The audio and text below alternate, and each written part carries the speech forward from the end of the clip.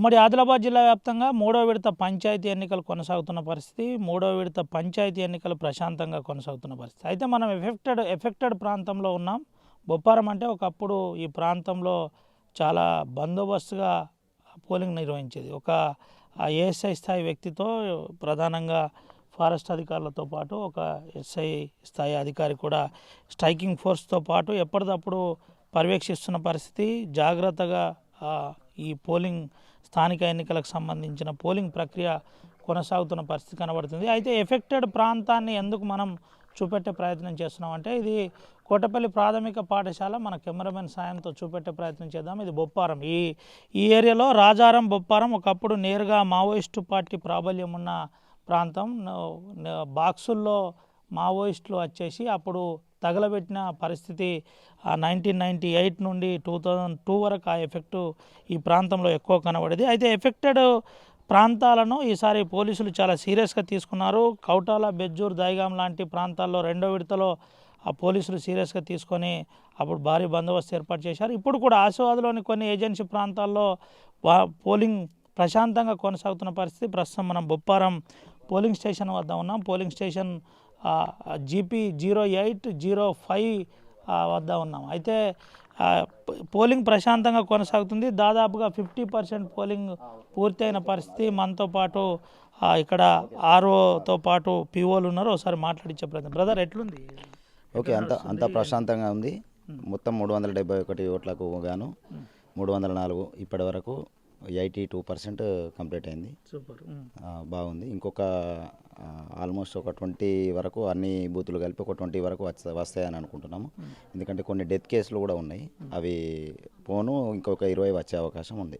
ఎట్లుంది సార్? అంటే ఇటు 3 అటు 3 ఉన్నాయి. ఇదంతా ఎఫెక్టెడ్ ఏరియా. ఒకప్పుడు బొప్పారం రావాలంటే ఆలోచించేటోళ్ళు. అట్లాంటి అంటే మీకు ఇంతకుముందు ఉన్న వాతావరణం ఏమో కానీ ఇక కొంత లోపలికి వచ్చినాము. రోడ్డు సరిగా లేదనే బాధే తప్పితే మాకు ఇక్కడ ఎలాంటి ఇబ్బంది లేదు.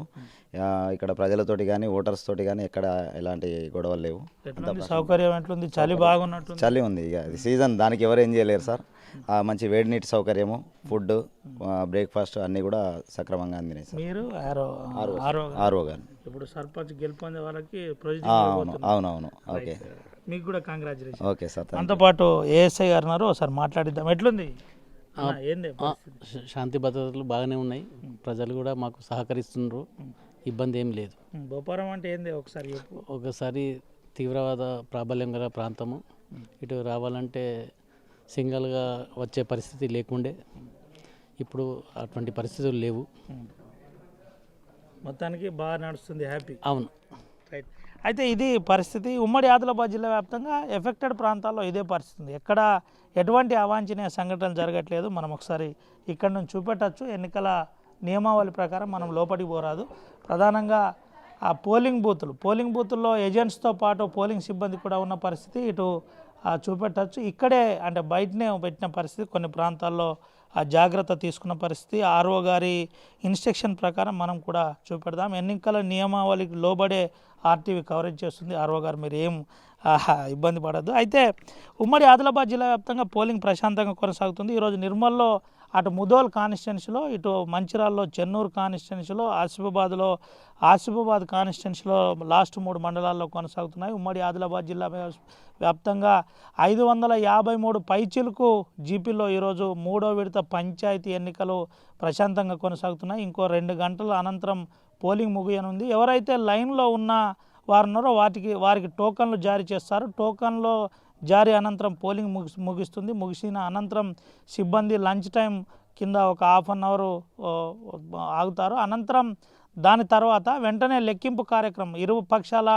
ఆ పోటీ అభ్యర్థులకు వారికి సంబంధించిన ఇన్స్ట్రక్షన్స్ ఇస్తూ వారి సమక్షంలోనే ఓట్ల లెక్కింపు కొనసాగుతుంది. వార్డు సభ్యులతో పాటు వారికి సంబంధించిన వ్యక్తుల దగ్గర చాలా జాగ్రత్తగా భారీ బందోబస్తు మధ్య ఓట్ల లెక్కింపు కార్యక్రమం సాగుతుంది. దీంట్లో 2గా డివైడ్ చేస్తారు.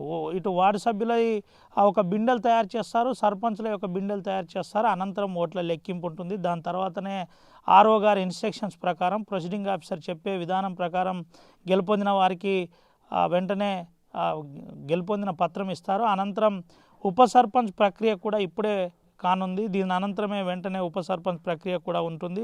ఎవరైతే కోరం ఉన్న విధంగా కోరం చూపిన విధంగా ఉప సర్పంచ్ ప్రక్రియ ఉంటుంది. ఒకవేళ కనుక 50-50 అయితే అంటే ఇటు 3 అటు 3 అయినా 8లో ఎటు 4 అటు 4 అయినా సర్పంచ్ సాయంతో ఉప సర్పంచ్ ప్రక్రియ కొనసాగుతుంది. ఇదంతా కూడా ఉమ్మడి ఆదిలాబాద్ జిల్లా వ్యాప్తంగా పోలింగ్ ప్రశాంతంగా కొనసాగుతుంది. మనం ప్రాణహిత బార్డర్లోనే ఉన్నాం. గోదావరి ప్రాణహిత బార్డర్లో సూపాక, జనగాం, ఎంచపల్లిలో కూడా ఎన్నికలు ప్రశాంతంగా నడుస్తున్నట్టు ఇంతకుముందే ఆర్టీవీతో కమిషనర్ మాట్లాడిన పరిస్థితి. మాట్లాడుతూ ప్రశాంతమైన వాతావరణంలో ఎన్నికలు కొనసాగుతున్నాయి, అందరూ కూడా సహకరించాలి, ప్రజలు అధిక సంఖ్యలో ఓటు హక్కు వినియోగించుకోవాలని చెబుతున్న పరిస్థితి కనబడుతుంది. చరిత్ర సృష్టించినోడు